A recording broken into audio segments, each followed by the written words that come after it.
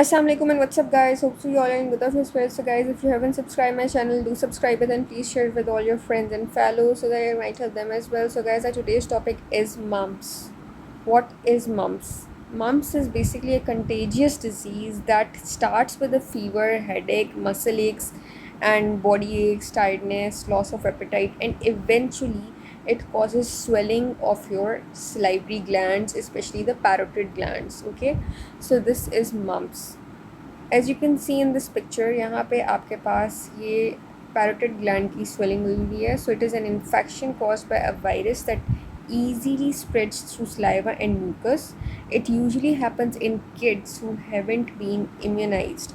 आपको पता है कि हमारे पास हम MMR वैक्सीन लगवाते हैं बच्चों को according to EPI schedule at 9 and 15 months. जिन बच्चों की EPI के अकॉर्डिंग वैक्सीनेशन पूरी नहीं हुई होती, उनको ये वैक्सीन नहीं लगी होती मीज़ल मम्स रूबेला वाली, उनमें ये कंडीशन डेवलप होने के चांसेस ज़्यादा होते हैं.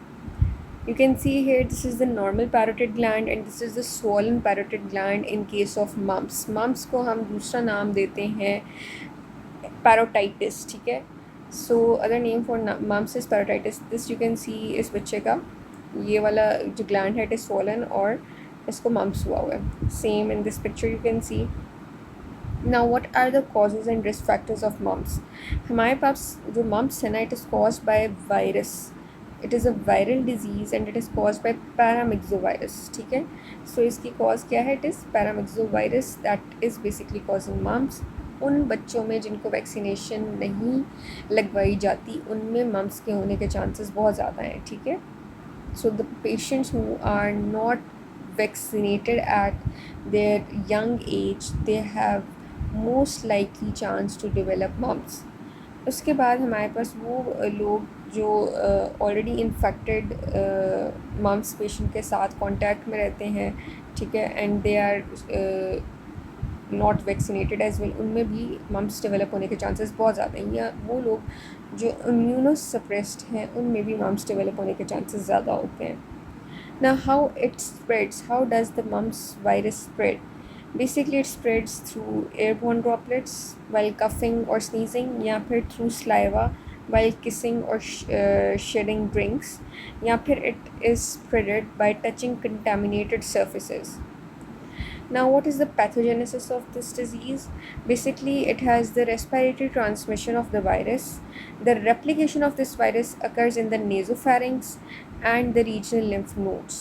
Now the symptoms of this condition, they appear mostly 12 to 15 days after the exposure of to this mumps virus. Okay, and then it spreads to tissues as well. Now multiple tissues then get infected during the condition of viremia.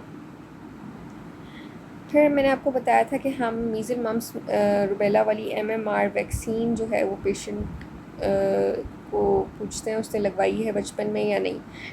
It is very important कि बच्चे को MMR vaccine से vaccinate करवाया जाए at 9 months and at 15 months. ठीक है, और हमारे पास इस वैक्सीन में होते हैं live viruses, not attenuated viruses. इसमें लाइव वायरसेस होते हैं. इसकी एफिकेसी 95% तक है और इसकी duration of immunity is life long. ठीक है, इसकी एक डोज़ या 2 डोजेज़ जो है पेशेंट को लगती हैं, और 2 डोजेज़ ही लगती हैं, एक 9 मंथ्स पे, एक 15 मंथ्स पे लगती हैं. ठीक है, now what are the symptoms of mums?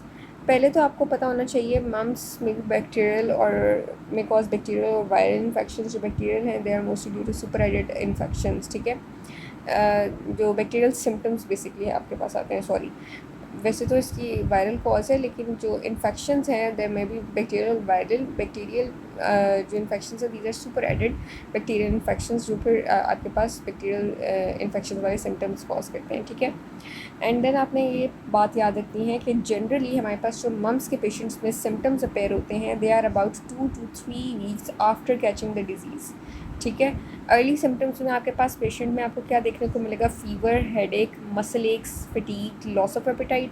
और जो मेन सिम्टम्स हैं obviously that is the swollen glands, जो आपको विजिबल इस तरह से नज़र आएंगे पेशेंट पे, and difficulty while swallowing, dry mouth, कानों में भी दर्द होगी और जॉ में भी दर्द होगी. ठीक है,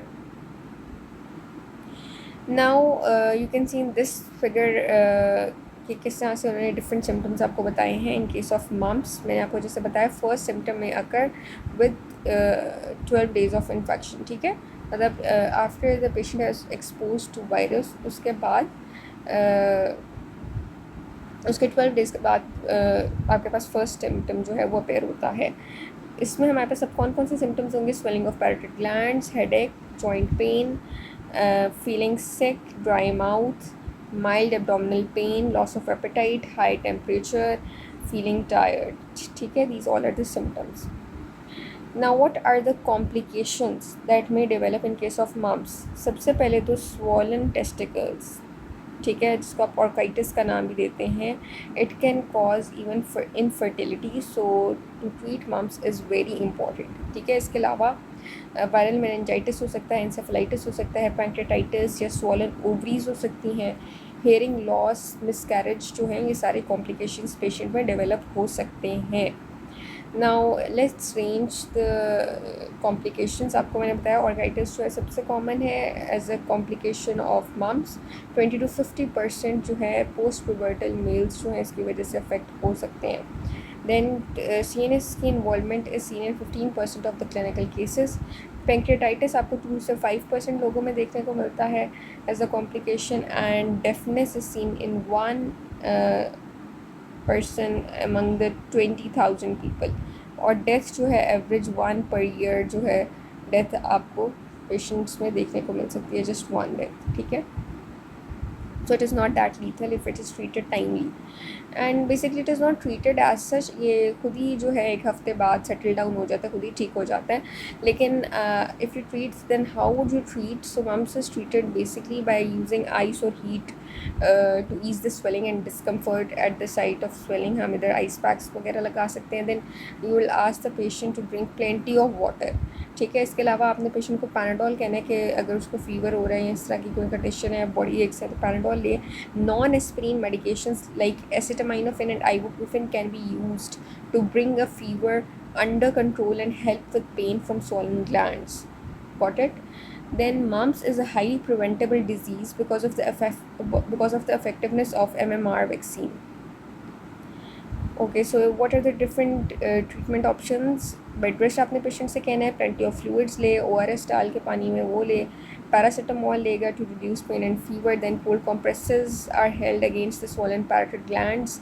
इसके अलावा soft and easy to swallow foods are eaten by the patient like soup, porridge या वेजिटेबल्स जो कि सॉफ्ट हो, ठीक है, मतलब दलिया वगैरह इस तरह की चीज़ें पेशेंट खा सकते हैं। Then you have to ask the patient to remain isolated from the other individuals, ताकि जो स्प्रेड का रिस्क है वो कम हो जाए, ठीक है। सो मम्प्स मैंने जैसे अभी हमने केस डिस्कस किया सारा, इसमें जो आपके पास पैरोटिड स्वेलिंग है दैट मे बी यूनिलैटरल या इप्सिलैटरल और बायलैटरल, ठीक है। ये बैक्टीरियल भी हो सकता है और वायरल भी हो सकता है। वायरल के केस में आपके पास low grade fever, myalgia, parotid swelling वाले सिम्टम्स होंगे। बैक्टीरियल के केस में ऑब्वियसली हाई ग्रेड फीवर होगा, पैरोटिड स्वेलिंग होगी और रेड इन्फ्लेम्ड पैरोटिड स्वेलिंग होगी। अब मम्प्स में हम सिम्टोमेटिक ट्रीटमेंट देंगे फॉर अबाउट 5 to 7 days, और उसके बाद पेशेंट उसके अंदर ठीक हो जाता है। बुखार के लिए जैसे मैंने आपको बताया हम पैरासिटामोल देंगे और साथ पेशेंट को मल्टीवाइटामिन्स दे देंगे, ठीक है। और बैक्टीरियल अगर इन्फेक्शन है तो एंटीबायोटिक्स भी ऐड कर देते हैं। सो मम्प्स में मैंने आपको बताया that now it is not as common in Pakistan as it was earlier, क्योंकि अब MMR वैक्सीन जो है उसकी काफ़ी अवेयरनेस है, लोग लगवाते हैं अपने बच्चों को। So it is basically a viral infection infecting primarily the salivary glands. It is highly contagious, can affect both sides of the face. Mild illness होती है ये, but serious complications may develop especially in the malnourished या untreated patients who have no proper management of मतलब अपनी diet का वो ख्याल नहीं रखते, या अगर उनकी इम्यूनिटी कम है, वीक इम्यूनिटी है, तो उनमें जो है कॉम्प्लिकेशंस डेवलप होने के चांसेस ज़्यादा होते हैं। Then it spreads from infected person through respiratory droplets, खांसी छींक मारने की वजह से, ठीक है, या due to any close contact, या ड्यू टू किसिंग, या by drinking water from the glass use by any infected person, mumps में स्प्रेड, ठीक है। सो हमारे पास 2 to 4 weeks after the exposure to paramyxo virus, जो कि आरएनए वायरस है, आपके पास मम्स के सिम्टम्स अपेयर होना शुरू होते हैं। अर्ली सिम्टम्स में हमारे पास क्या है कि हाई ग्रेड फीवर हो सकता है पेशेंट को, अबाउट 102 to 103 डिग्री फ़ारेनहाइट, ठीक है। इसके अलावा आपके पास joint pain, loss of appetite, headache, fatigue, muscle pain, swelling of salivary glands पर, जिसमें पैराइटल ग्लैंड्स की स्वेलिंग होती है, फिर चीक्स का पफ़ी होना, और आपके पास माउथ का ड्राई होना, no proper movement at the jaw, मतलब रिस्ट्रिक्टेड मूवमेंट्स हो जाती हैं जॉ पे, ठीक है। यूनिलैटरली भी हो सकती है, बायलैटरली भी हो सकती है। इसके अलावा patient is unable to eat proper food because the capacity of chewing and swelling it reduces due to swear pain, ठीक है, in case of mumps. Then jaw movement, as I told you, it is restricted due to pain. So within 2 to 4 days the patient reaches the peak of symptoms, ठीक है, and within a week or 1.5 weeks the patient starts to recover automatically, ठीक है। so इसकी जो recovery है that is automatically। Management में आपने patient को सिम्टमेटिक मैनेजमेंट देना होता है, basically to control pain and fever. There is no need of any medication like antibiotics या antivirals, only when the patient is immunosuppressive, उस केस में फिर आप जो है वो पेशेंट को एंटीबायोटिक्स वगैरह दे दें। या अगर कोई कॉम्प्लिकेशंस डेवलप हो गई हैं लाइक नर्व्स के इन्फेक्शन हो गया या हेयरिंग लॉस हो गया उसकी वजह से, and it can spread towards the brain. इसके अलावा अगर स्टिफनेस ऑफ नेक हो रही है, टेस्टीज़ की इन्फ्लेमेशन लाइक ऑर्काइटिस डेवलप हो रहा है, या ओफ्राइटिस, एंसेफलाइटिस वाली जो कॉम्प्लिकेशंस हैं, now these complications are very rare specially in third world countries like Pakistan even, due to this increase awareness about the vaccination, ठीक है। लेकिन जो पाकिस्तान में भी जो इलाके हैं लाइक थर, वहाँ पे आपको अभी भी मम्स के केसेस देखने को मिलते हैं, बहुत ज़्यादा देखने को मिलते हैं, ठीक है। सो मैनेजमेंट में मैंने आपको यही बताया कि आप सिम्टमेटिक मैनेजमेंट करेंगे, आप उसका अगर हाई ग्रेड फीवर है उसको कंट्रोल करेंगे बाय स्पॉन्जिंग। आप बच्चा है तो उसको सिरप देंगे पैनाडोल का या सिरप ब्रूफिन दे देंगे, ठीक है। आपने मतलब एंटीपायरेटिक्स, मतलब antipyretics, anti inflammatory drugs, analgesics वगैरह आप दे सकते हैं पेशेंट को, ठीक है। पैराडोल की डोज़ आपको पता है 10 to 15 mg/kg इज़ गिवन, ठीक है। इसके अलावा अगर पेशेंट जो है बहुत मेल नरिश्ड है, एक्सट्रीमली लेथार्जिक है and he is unable to walk, ठीक है, एंड न्यूट्रिशन भी उसकी अच्छी कोई नहीं है, तो फिर आप पेशेंट को IV dextrose and normal saline drip with Multibionta injection जो है वो लगवा सकते हैं। देन आप पेशेंट को कहेंगे कि वो पेडिट्रिल जो ORS सेशे होता है, वो एक सेशे जो है वो 1 से 1.5 लीटर पानी में डाल के जो है वो पिएगा। जो बड़े बच्चे हैं वो इस तरह से, या एडल्ट्स हैं वो इस तरह से लेंगे, ठीक है। 1 से 1.5 लीटर पानी में 1 सेशे डाल के उन्होंने पीना है। लेकिन जो बच्चे हैं उनमें आपने हर 15 से 20 मिनट के बाद 1 चम्मच जो है उनको दे देना है, ताकि उनको डिहाइड्रेशन ना हो, और उनकी न्यूट्रिशन जो है वो आपने अच्छी रखनी है। मिनरल इम्बैलेंस उनका ORS से भी थोड़ा बेहतर हो जाता है, ठीक है। इसके अलावा वीकनेस भी नहीं होती उनको। देन मल्टीवाइटामिन आपने पेशेंट्स को लाजमी देने हैं। बच्चों में एटकाप्लेक्स जी सिरप होता है, वो आपने डेली 1 चाय का चम्मच जो है बच्चों को देना है। मोर देन 5 ईयर्स का बच्चा है तो आप 1 टेबल स्पून दे दें फॉर 10 to 15 डेज़, ठीक है। बाकी आप प्रिवेंशन में आप पेशेंट को इस तरह बताएंगे कि आपने कम्प्लीटली जो भी अफेक्टेड इंडिविजुअल है जिसको मम्स हुआ है उसको आइसोलेट रखना है फ्रॉम द अदर्स, ठीक है। उसको कहना है कि वो अगर स्कूल जाने वाला बच्चा है तो उसको स्कूल से छुट्टी करवा ले 5 से 10 दिन कम से कम, अंटिल द सिम्टम्स सबसाइड। फिर आप खुद भी मास्क इस्तेमाल करें और उस बच्चे को भी मास्क इस्तेमाल करवाएं, ठीक है, क्योंकि हमने देखा था रेस्पिरेटरी ड्रॉपलेट्स के थ्रू ये स्प्रेड होता है, ठीक है। खाने पीने की एहतियात करें, अलग सेटअप कर दें बच्चे का या बड़े का जो भी इन्फेक्टेड है उसका जो रूम है थोड़ा सा आइसोलेट कर दें, ठीक है, for at least 5 to 10 days. Then avoid acidic food या मिर्च मसालों वाली चीज़ें खाने से परहेज़ करें। प्रेफर सेमी सॉलिड फूड, ठीक है। एंड अगर कोई पेशेंट को पेन है इन द स्क्रूटल स्वेलिंग, ठीक है, तो फिर आप सेकेंडरी इन्फेक्शंस को प्रिवेंट करने के लिए एंटीबायोटिक स्टार्ट करवाएंगे, ठीक है। In case of extreme scrotal swelling refer the patient to the medical specialist to find that the patient is suffering from any मतलब न्यूट्रिशनल और एनी इम्यूनोसप्रेसिव डिसऑर्डर, तो वो फिर रूल आउट कर लेंगे। Now here is the prescription. इसमें आप देख सकते हैं पेशेंट है अली, 6 इयर्स ओल्ड मेल बच्चा है, ठीक है। ये आपके पास आया है वाइटली, ये इस वक्त स्टेबल है, उसको फ़ीवर ऐसा नहीं है, लेकिन ऑन स्पॉट फ़ीवर नहीं है, लेकिन वैसे फ़ीवर की और पेनफुल स्वेलिंग बायलैटरली उसकी कंप्लेन है, ठीक है। एग्जामिनेशन पे भी आपको स्वेलिंग विजिबल है।